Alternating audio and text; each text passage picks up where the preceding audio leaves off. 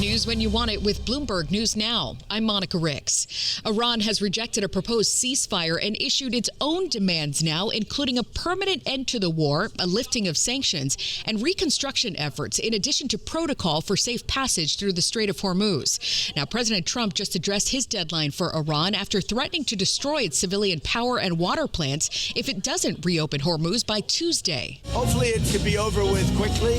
Again, there are lots of different alternatives. We have many alternatives. We could leave right now and it would take them 15 years to rebuild what they have. We could leave right now, but I want to finish it up. The president speaking at the White House Easter egg roll. He said to hold a full press conference in the next hour or so. But Bloomberg's Wendy Benjaminson says both sides are still very much at odds ahead of Trump's deadline. The Iranians want them to just call off the bombing, and the U.S. wants a ceasefire, which would lead to the end of hostilities, and then they would have to work out opening the Strait of Hormuz and doing something with Iran's enriched uranium, which Iran doesn't want to do anything with. So the idea that this could end in 48 hours seems extremely slim to those of us watching it. Bloomberg's Wendy Benjaminson. Meantime, traffic through the Strait of Hormuz has climbed to its highest levels since the early days of the war as more countries secure apparent safe passage agreements with Iran.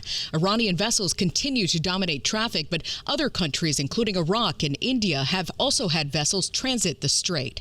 And as the conflict escalates, so do oil prices, with Brent crude a bit down today on hopes of a potential ceasefire. But experts say this could be just the beginning of price increases. Salih Yilmaz is a senior oil analyst with Bloomberg Intelligence. We still have attacks and some damage to some of the infrastructure, some upstream, some refining, some LNG.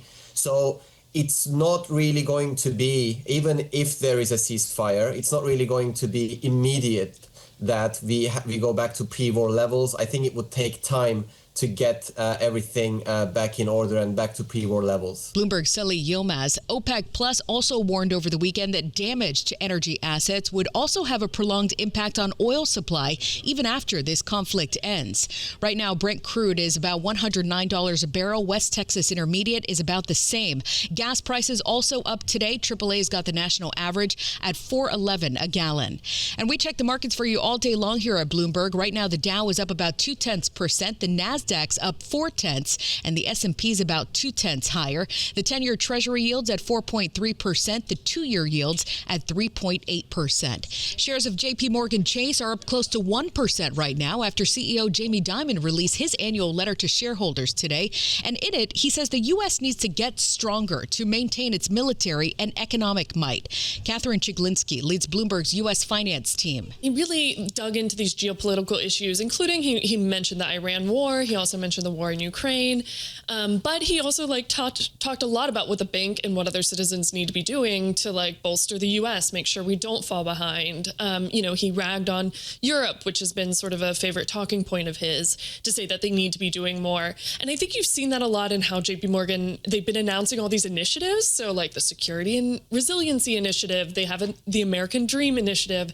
It's all these ventures that they have now to focus quite a bit on certain aspects of the U.S. economy. And I think that's Jamie really leaning into this sort of elder statesman role he has in the industry. That's Bloomberg's Catherine Chiglinski. Dimon says the bank's deploying more than $1 trillion to help boost the economy and tackle big picture policy issues.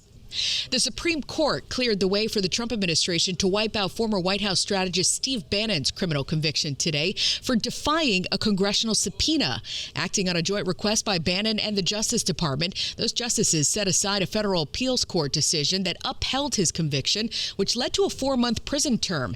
The move sends the case back to a trial judge in Washington to consider U.S. Attorney Jeanine Pirro's request to dismiss the indictment. Good morning. Welcome to Today on this Monday morning. We are so glad you started your week with us, and it is good to be home. Today's show host Savannah Guthrie was back on the anchor desk this morning, more than 2 months since her mother Nancy went missing in Arizona. Guthrie says she's a changed person, and it's hard to go forward not knowing what happened to her mom. But she started the day telling viewers, ready or not, let's do the news. And it's a big day for the Artemis II crew. Later tonight, they're set to go to the far side of the moon, and it'll be the first time astronauts have been to the moon since the 70s, but break the record for the farthest distance from Earth set by Apollo 13.